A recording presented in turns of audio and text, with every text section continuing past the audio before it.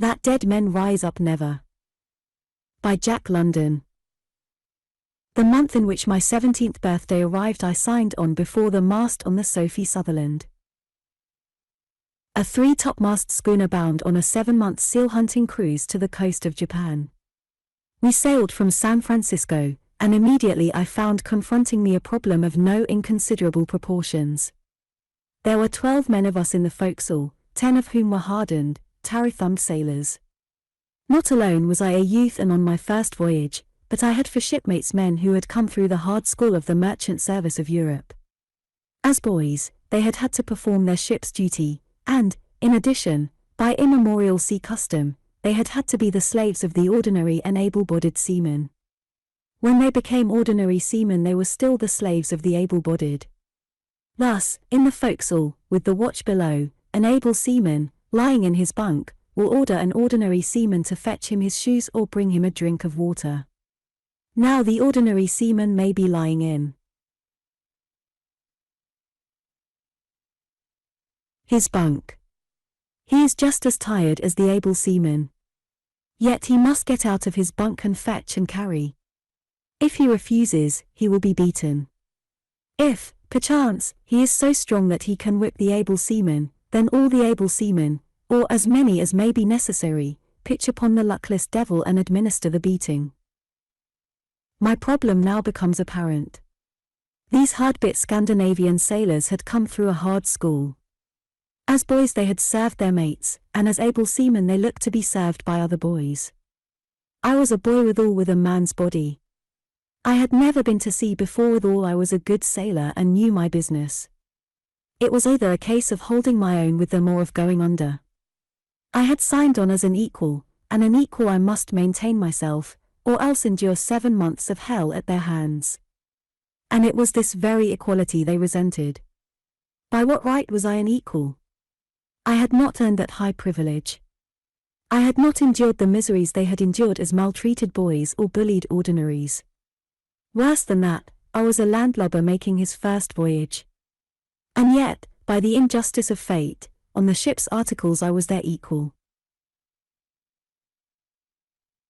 My method was deliberate, and simple, and drastic. In the first place, I resolved to do my work, no matter how hard or dangerous it might be, so well that no man would be called upon to do it for me. Further, I put ginger in my muscles. I never malingered when pulling on a rope, for I knew the eagle eyes of my forecastle mates were squinting for just such evidences of my inferiority. I made it a point to be among the first of the watch going on deck, among the last going below, never leaving a sheet or tackle for someone else to coil over a pin. I was always eager for the run aloft for the shifting of topsail sheets and tacks, or for the setting or taking in of topsails, and in these matters I did more than my share. Furthermore, I was on a hair trigger of resentment myself. I knew better than to accept any abuse or the slightest patronizing. At the first hint of such, I went off. I exploded. I might be beaten in the subsequent fight, but I left the impression that I was a wildcat and that I would just as willingly fight again. My intention was to demonstrate that I would tolerate no imposition. I proved that the man who imposed on me must have a fight on his hands. And doing my work well, the innate justice of the men, assisted by their wholesome dislike for a clawing and rending wildcat ruction, soon led them to give over their hectoring. After a bit of strife, my attitude was accepted, and it was my pride that I was taken in as an equal in spirit as well as in fact. From then on, everything was beautiful, and the voyage promised to be a happy one. But there was one other man in the forecastle. Counting the Scandinavians as 10, and myself as the 11th, this man was the 12th and last. We never knew his name, contenting ourselves with calling him the bricklayer. He was from Missouri, at least he so informed us in the one meager confidence he was guilty of in the early days of the voyage. Also, at that time, we learned several other things. He was a bricklayer by trade. He had never even seen salt water until the week before he joined us, at which time he had arrived in San Francisco and looked upon San Francisco Bay. Why he, of all men, at 40 years of age, should have felt the prod to go to sea, was beyond all of us, for it was our unanimous conviction that no man less fitted for the sea had ever embarked on it. But to see he had come. After a week's stay in a sailor's boarding house, he had been shoved aboard of us as an able seaman. All hands had to do his work for him. Not only did he know nothing, but he proved himself unable to learn anything. Try as they would, they could never teach him to steer. To him the compass must have been a profound and awful whirligig. He never mastered its cardinal points, much less the checking and steadying of the ship on her course. He never did come to know whether ropes should be coiled from left to right or from right to left. It was mentally impossible for him to learn the easy muscular trick of throwing his weight on a rope in pulling and hauling. The simplest knots and turns were beyond his comprehension, while he was mortally afraid of going aloft. Bullied by captain and mate, he was one day forced aloft. He managed to get underneath the crosstrees, and there he froze to the ratlins. 2 sailors had to go after him to help him down. All of which was bad enough had there been no worse. But he was vicious, malignant, dirty, and without common decency. He was a tall, powerful man, and he fought with everybody. And there was no fairness in his fighting. His first fight on board, the first day out, was with me, when he, desiring to cut a plug of chewing tobacco, took my personal table knife for the purpose, and whereupon, I, on a hair trigger, promptly exploded. After that he fought with nearly every member of the crew. When his clothing became too filthy to be bearable by the rest of us, we put it to soak and stood over him while he washed it. In short, the bricklayer was one of those horrible and monstrous things that one must see in order to be convinced that they exist. I will only say that he was a beast, and that we treated him like a beast. It is only by looking back through the years that I realize how heartless we were to him. He was without sin. He could not, by the very nature of things, have been anything else than he was. He had not made himself, and for his making he was not responsible. Yet we treated him as a free agent and held him personally responsible for all that he was and that he should not have been. As a result, our treatment of him was as terrible as he was himself terrible. Finally we gave him the silent treatment, and for weeks before he died we neither spoke to him nor did he speak to us. And for weeks he moved among us, or lay in his bunk in our crowded house, grinning at us his hatred and malignancy. He was a dying man, and he knew it, and we knew it. And furthermore, he knew that we wanted him to die. He cumbered our life with his presence, and ours was a rough life that made rough men of us. And so he died, in a small space crowded by 12 men and as much alone as if he had died on some desolate mountain peak. No kindly word, no last word, was passed between. He died as he had lived, a beast, and he died hating us and hated by us. And now I come to the most startling moment of my life. No sooner was he dead than he was flung overboard. He died in a night of wind, drawing his last breath as the men tumbled into their oilskins to the cry of all hands. And he was flung overboard, several hours later, on a day of wind. Not even a canvas wrapping graced his mortal remains, nor was he deemed worthy of bars of iron at his feet. We sewed him up in the blankets in which he died and laid him on a hatch cover forward of the main hatch on the port side. A gunnysack, half full of galley coal, was fastened to his feet. It was bitter cold. The weather side of every rope, spar, and stay was coated with ice, while all the rigging was a harp, singing and shouting under the fierce hand of the wind.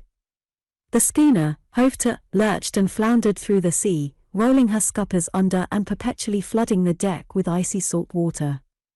We of the forecastle stood in sea boots and oilskins. Our hands were mittened, but our heads were bared in the presence of the death we did not respect.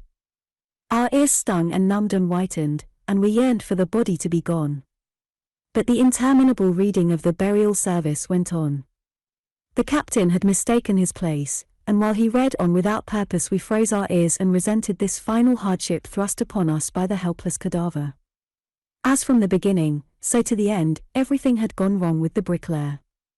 Finally, the captain's son, irritated beyond measure, jerked the book from the palsied fingers of the old man and found the place.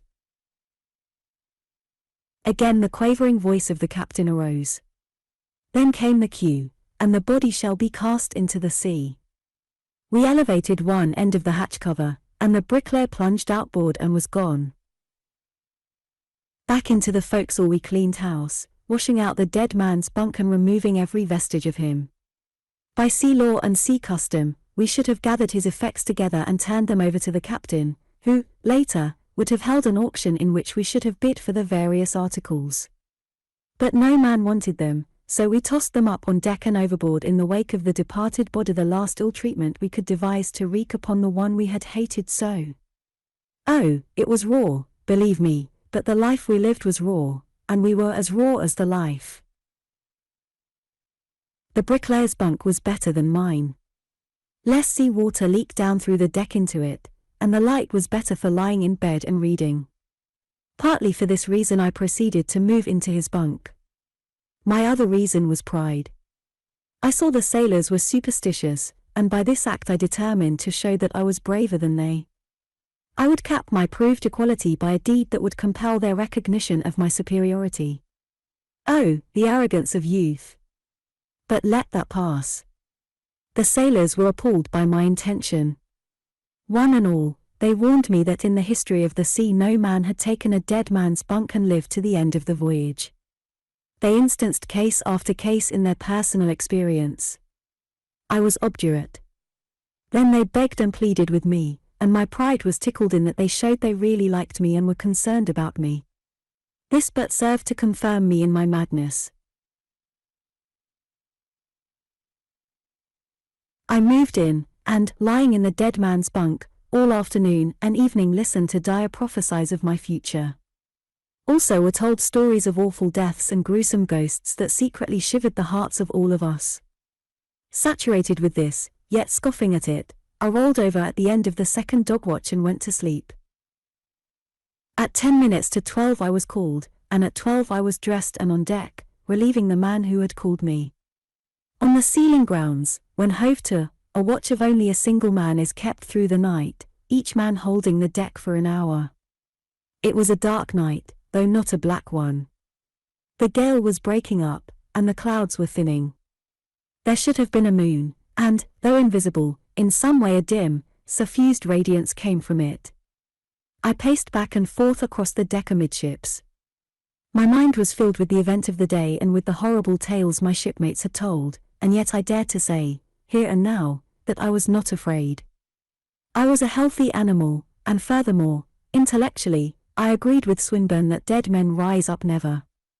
The bricklayer was dead, and that was the end of it. He would rise up never, at least, never on the deck of the Sophie Sutherland. Even then he was in the ocean depths miles to windward of our leeward drift, and the likelihood was that he was already portioned out in the maws of many sharks.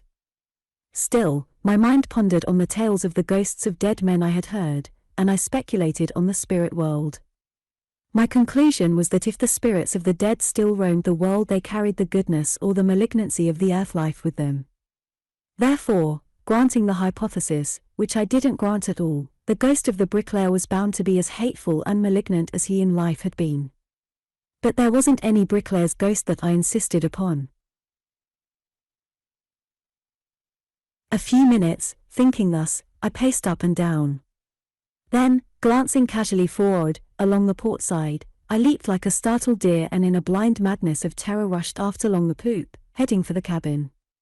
Gone was all my arrogance of youth and my intellectual calm. I had seen a ghost.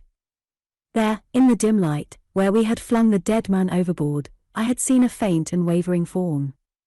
6 feet in length it was, slender, and of substance so attenuated that I had distinctly seen through it the tracery of the fore-rigging.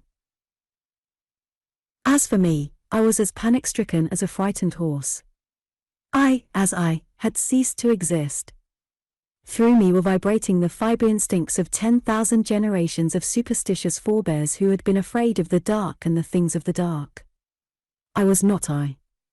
I was, in truth, those 10,000 forebears. I was the race, the whole human race, in its superstitious infancy.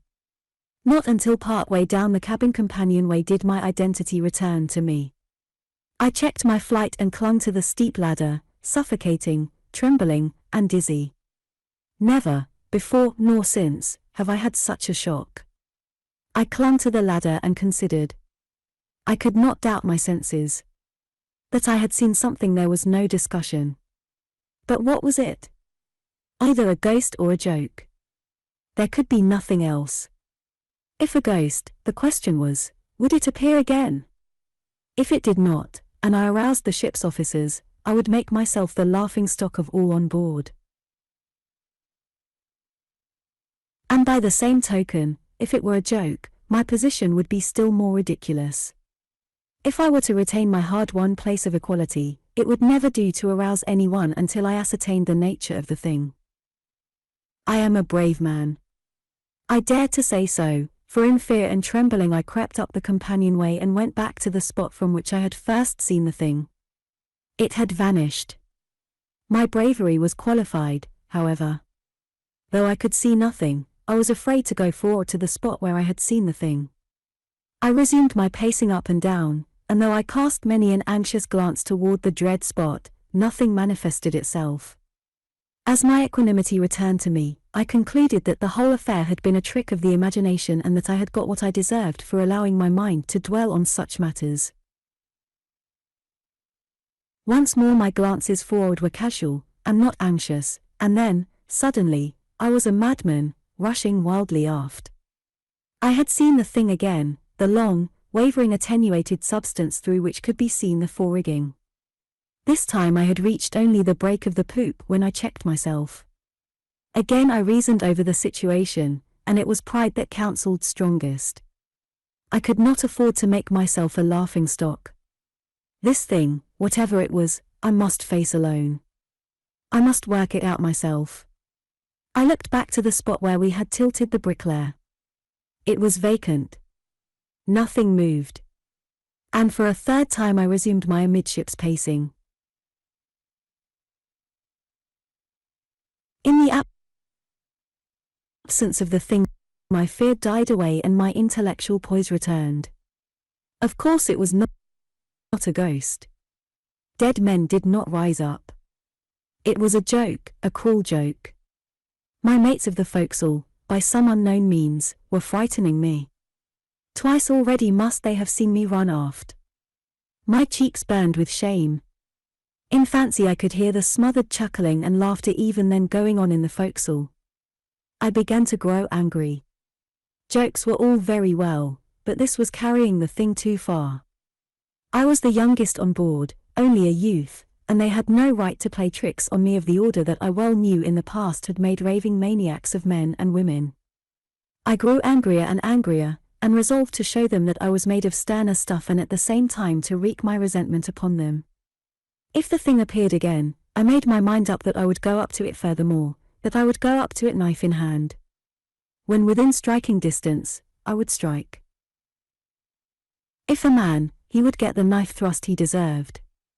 If a ghost, well, it wouldn't hurt the ghost any, while I would have learned that dead men did rise up. Now I was very angry, and I was quite sure the thing was a trick, but when the thing appeared a third time, in the same spot, long, attenuated, and wavering, fear surged up in me and drove most of my anger away. But I did not run. Nor did I take my eyes from the thing.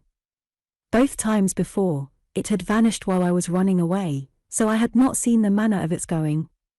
I drew my sheath knife from my belt and began my advance. Step by step, nearer and nearer, the effort to control myself grew more severe. The struggle was between my will, my identity, my very self, on the one hand, and on the other, the 10,000 ancestors who were twisted into the fibers of me and whose ghostly voices were whispering of the dark and the fear of the dark that had been theirs in the time when the world was dark and full of terror. I advanced more slowly, and still the thing wavered and flitted with strange eerie lurches. And then, right before my eyes, it vanished. I saw it vanish. Neither to the right nor left did it go, nor backward. Right there, while I gazed upon it, it faded away, ceased to be. I didn't die, but I swear, from what I experienced in those few succeeding moments, that I know full well that men can die of fright. I stood there, knife in hand, swaying automatically to the roll of the ship, paralyzed with fear.